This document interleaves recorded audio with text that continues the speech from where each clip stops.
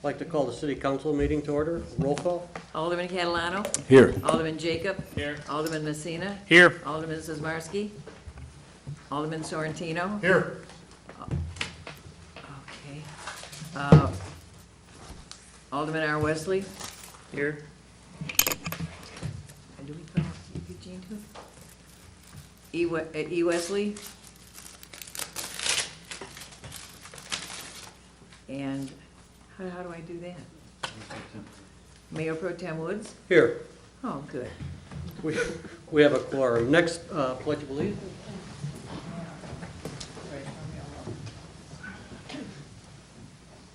Pledge allegiance to the flag of the United States of America and to the republic for which it stands, one nation, under God, indivisible, with liberty and justice for all.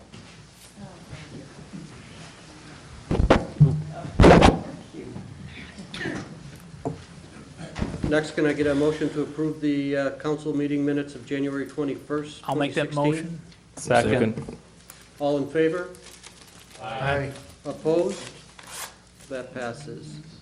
Next, communications and petitions, citizens to be heard on matters not listed on the agenda. Does anybody want to address the city council or have any questions? We're here about the fencing around the dumpsters. We want to know why, for what? Is that on the agenda? Sir, if you could step up to the podium and just give your name and address, and you can ask the questions. I don't know if they'll get answered this evening, but we can direct them to where you can get the answer. All right, my name's Hugo Bruno, and I manage Great Lakes Tool Service at 770 North Edgewood Avenue in Wooddale. And we got this letter saying that we have to have a enclosure around the dumpster, and we can't figure out why, because we don't border on any residential area. It's industry in front of us, industry behind of us, industry to both sides of us. I don't understand. There's garbage trucks coming up and down, different services for different people. There's trucks coming up and down. I don't know if it's a noise thing. I really don't understand why we have to have an enclosure on it. Not only that, but when the plow comes and plows our parking lot, what's going to happen when he piles it up against there and the guys can't get in there to open up the dumpster? There's a rug, what is he, like a rug warehouse. And they're independent contractors that come in there. He's got a huge dumpster. And he dumps all of this, you know, these rugs, the stuff that's left over when they rip it out, and whatever's left over, the new carpeting gets dumped in there. And he's got trucks coming in and out. I don't understand. For what? It isn't bothering anybody. I want to know why we have to have that. I can understand if we were next to residential. I understand that. But we're not. The city manager is going to address some of your concerns. Just shortly, it's mainly for aesthetics, community aesthetics. When people are driving through town or up and down streets, most communities are going with the dumpster enclosures now, and it being part of the city code, the council wanted to be more proactive with improving aesthetics for people driving through town. Okay, so are people going to be driving up and down the industrial area? I mean, I don't know. If there's a road, they're going to drive on it, plain and simple.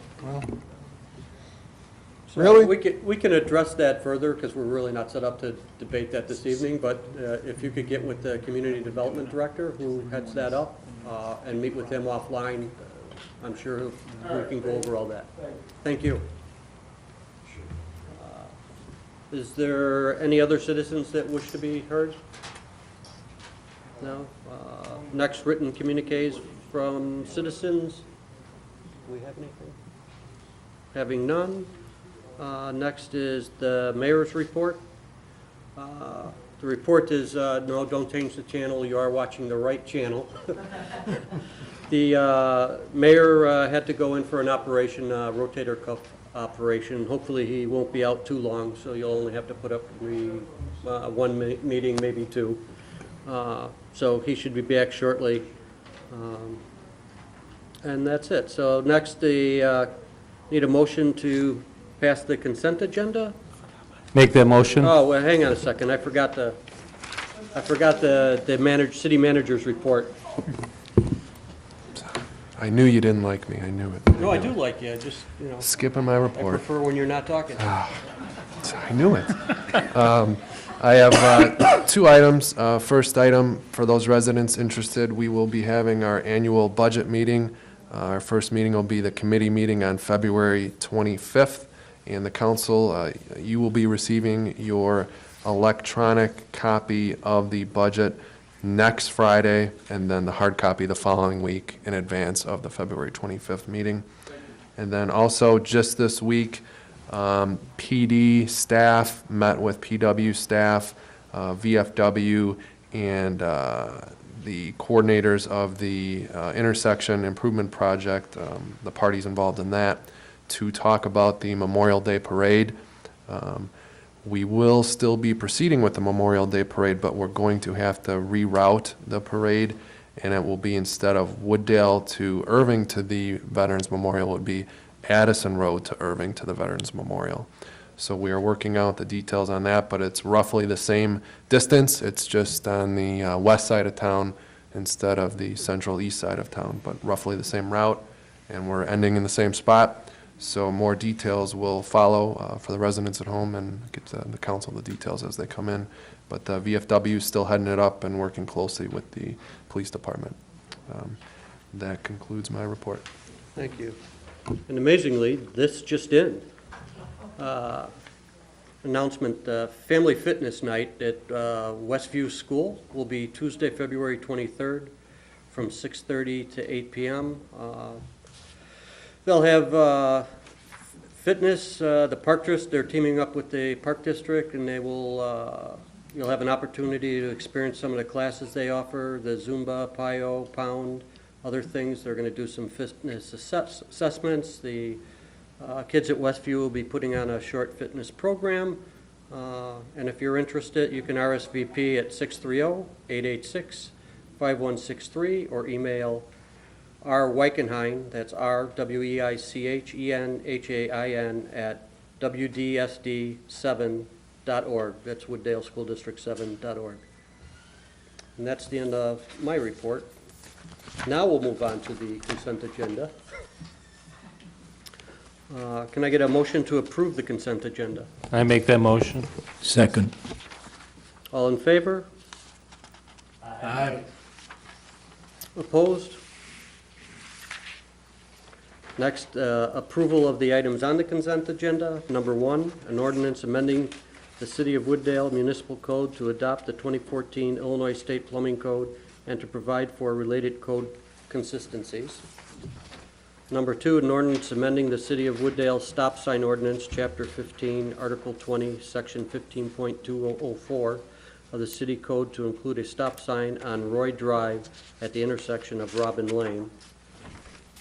3, approval of a change order number 1 for Central Avenue Sanitary Sewer Project in an amount not to exceed $6,412.15. Number 4, a resolution seeking to approve a contract between the City of Wooddale and CMI and Godding Electric for the relocation of the HSI blower and not to exceed amount of $49,827. Number 5, a resolution seeking to approve a contract between the City of Wooddale and Robinson Engineering for pretreatment management at a not to exceed amount of $95,100. Can I have a motion? You have my motion. Second, Second. roll call. Wait a minute, first of all, that was Roy. Yeah.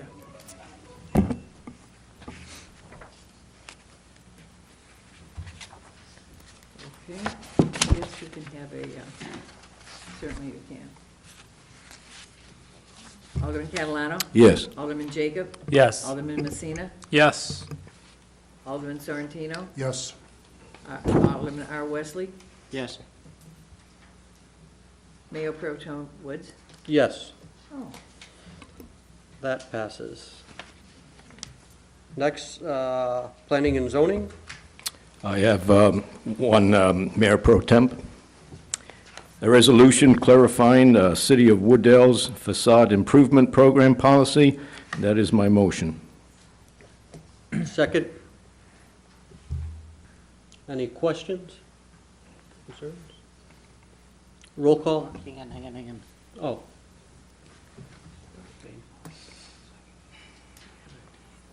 The facade program, yes. are we expanding that area?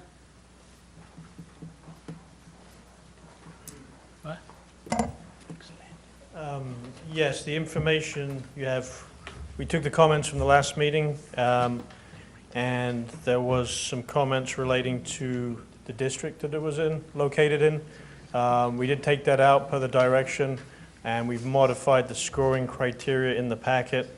So that has been modified per the last meeting. Okay. Alderman Messina. Did we do anything around an appeal process if people fell close to the next tier? No, the draft in front of you does not have an appeal process. I think the one other comment that did come up at the last meeting was the installments, whether paid afterwards or, so just to clarify, the language is as it was before, unless the council were to change that. So no appeal. Alderman Roy Wesley. So let's go over the language again on the payments. You're going to do it as partial payments? Well, to respond, the language that's in front of you is the same as was before, which is it can either be done in two different ways. It can be requested up to 5 installments, or it can be done in one installment at the end of the process. If the council wants to modify it, then the reason I brought it up, because the language wasn't changed. If you want to modify it, now would be the time to change it. So, Alderman Roy Wesley. my question is that we had, same thing that we said here a couple weeks ago. We have a business that's going into this process, and they sign up for the SOD program and say it's $200,000. Let's use that as example. And all of a sudden, they don't have the money to finish, and we're paying them off. So we got half a project done, and we're gonna put the taxpayers' money up for this to do a project for may not be finished because they run out of money? I mean, this is the whole subject that we talked about when she was here, and I thought we were going to change something on how we're going to do these payouts. Mr. Murmas. The discussion at committee focused around that possibility, and staff was directed to list the pros and cons of both options as far as current practice and the potential revision as you're suggesting, and they're listed as number 1 and 2. There's some pros and cons. Like Mr. Cage had said, it was left as the current practice, and you can read the pros and cons in here. There's certainly pros and cons to both, but if the council wants to make it a firm, only a payment at the end, then do so, and then that's what we'll do. I can't Alderman Roy Wesley. sit up here and make a call on taxpayers' dimes and possibly having a business that may not finish a project and the cost that the taxpayers have to pay. So, I mean, Alderman Messina. Yes, I want to add to that, and make one other point to Alderman Roy Wesley's point. We don't even screen them to even see if they have the money to even do the project up front. We're going to give them money throughout, not even knowing if they have the funding to finish a project, if we passed it as is. That was a question. I was just going to ask if that was a question. Yeah. It sounded like it. So if we pass it as is, ultimately, we don't screen up front to see if they have the funding, but we would be still paying them throughout, and in essence, if they could not finish, they'd get money from us. Mr. Well- Cage. First of all, they have to make an application. The businesses we're talking about are established businesses in the community. you know, But that's that, not a restriction. That's not a restriction that says if you're, what's your criteria of established versus my criteria of you established? need to make an application and meet with staff up front. You have to provide an application, and it has to be vetted. It goes through the process. So this is, But I could have a $3 million gas station that looks like I'm doing really well, but behind the scenes, I could be bankrupt and nobody knows. I mean, I don't know. well, I guess really, truly, the only way to find out then is to do an in-depth analysis of each applicant.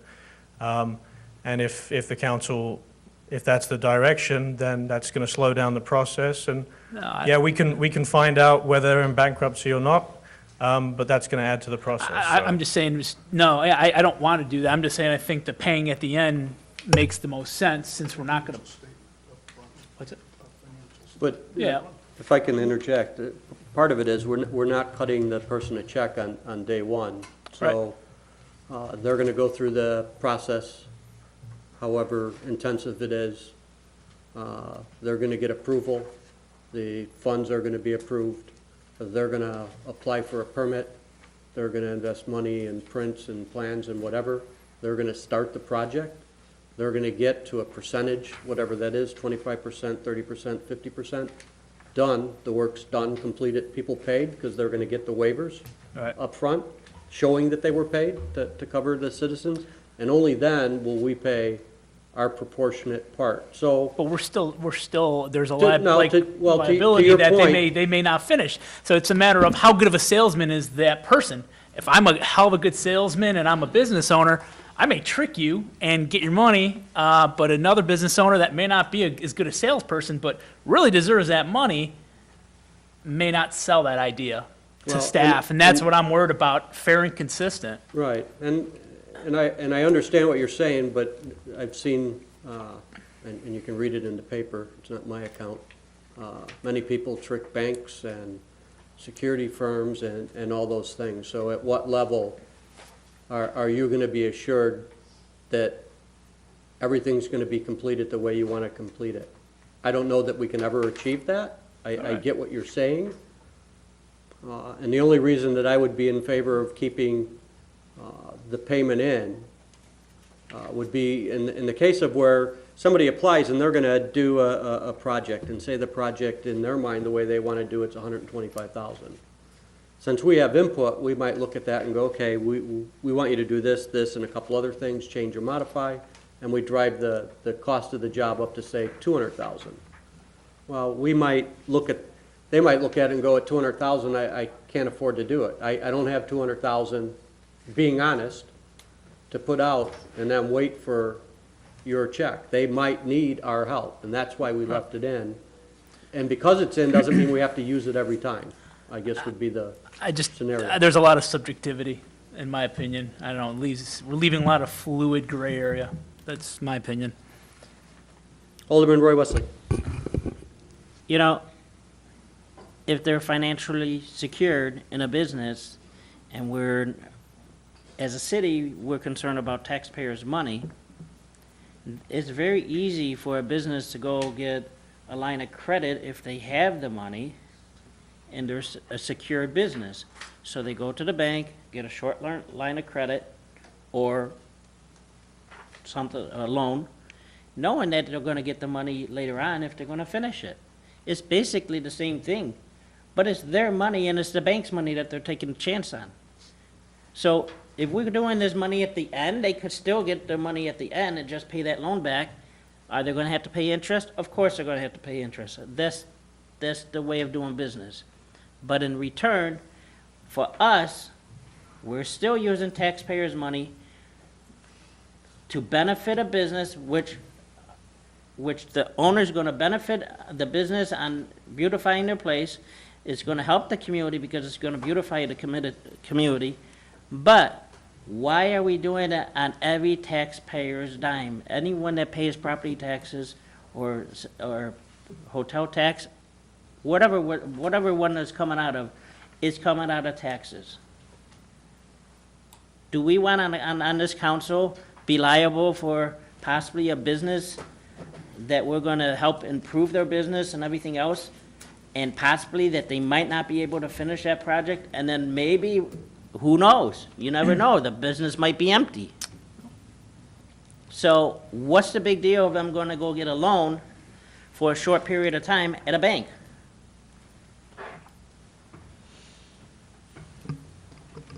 Alderman Peter Jacob. Maybe the city manager could expand upon this. When we originally started this, and we had the two projects that said they wanted to do it, and then one ended up in the very end dropping out, how was the process back then? I can't recall exactly. Did we look at their financials before? Did we not?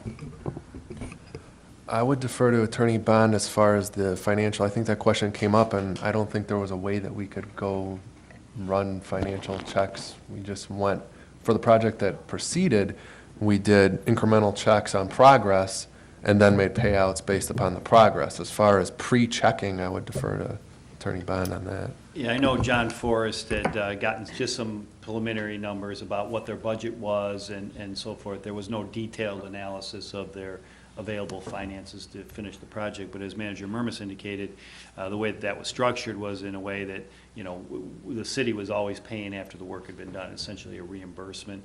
And there was some businesses, and the discussion, as I understood it from the council as a policy measure, is to encourage these facade improvements, and some businesses may not have the cash flow to make those improvements at that time, at the time that the city's looking to have it done. So that was the reason for the flexibility in there. And ultimately, you know, your staff is going to, you know, not just give money away. They're going to make these people go through, submit their plans and so forth. But that's obviously, if the council wants additional safeguards in there, those can be included in the policy, or you can regulate the policy by restricting the budgetary funds that are allocated to that.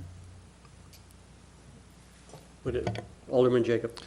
I guess going to the attorney again, legally, I mean, how would we be able to word it to have some, you know, to satisfy the council? Well, to the extent that the city is giving funds for a facade improvement that is not completed, the city has the ability to lien those funds and go after the property owner for the, you know, whatever funds that are provided to it if they weren't used for that purpose. So you know, not without some legal proceeding, but you could get that, make sure that the taxpayer dollars are ultimately protected. Alderman Messina. Yeah, that's exactly my point. I just want to make sure there's a safeguard listed in there. I am, as you know, 1,000% for the improvement program. I just want the safeguard, so I just want it spelled out on there, if it isn't already, that exists. So if I'm looking at that and I'm getting any idea of taking any risk of doing that, I know that they can lien my property. Other than Mr. that, I'm Bond. good.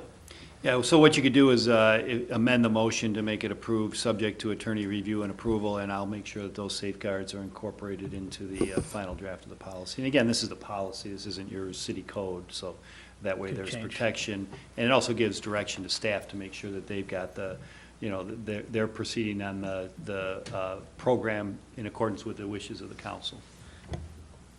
Alderman Roy Wesley. Do we have a motion on the table or no? Yes. Who made the motion? And a second? Pro temp. Yeah. Okay. I would like to look at this situation, taking the payment section out, looking over that a little more carefully, and approving the facade program how it is without the payment thing in there. And the reason is because, again, if we're going to lien on property, of course, here we go again. Mr. Bond is going to have to get paid for it. So that's taxpayers' money too. But that would be, we would incorporate that lien cost would be recoverable and part of the lien. I'm just trying to- But then we're waiting for the money to get back to us too. When you have a lien, yeah, we're gonna get some interest on it, but we're waiting for that money to come in, and we're still spending taxpayers' money to do that, and everything else. Just remember, we got a TIF district coming up too, that's gonna cost how much more, and we're putting a chance on the taxpayers too? So So, The way I see it, we have two options, because you had enough time to read this. If you had the questions, they'd have been answered already. But either amend this thing so that there's only one payment to eliminate everybody's concern, which really doesn't eliminate all the concerns either, but, or table this thing, or just end it. I would say if the motioner would accept to amend the motion to reduce it to, instead of multiple payments, to just a single payment at the end of the job. I agree Is with that that. acceptable, Mr. Wesley? that's not my motion, it's you two. Well- I would like that, yes. This was your concern, and Yes, I it don't is. see, I don't see you taking another 2 weeks talking about the payments gonna make it any better. This seems to be the thing that bothers everybody the most, so, I agree. okay. I also agree. Roll call? I'm so lost here, I don't even know which end is up. Give me that thing. Thank you. Alderman Catalano? Yes. Alderman Jacob? Yes. Alderman Messina? Yes. Alderman Sorrentino? Yes. Alderman Roy Wesley? Yes. Mayor Pro Tem Woods? Yes. That passes.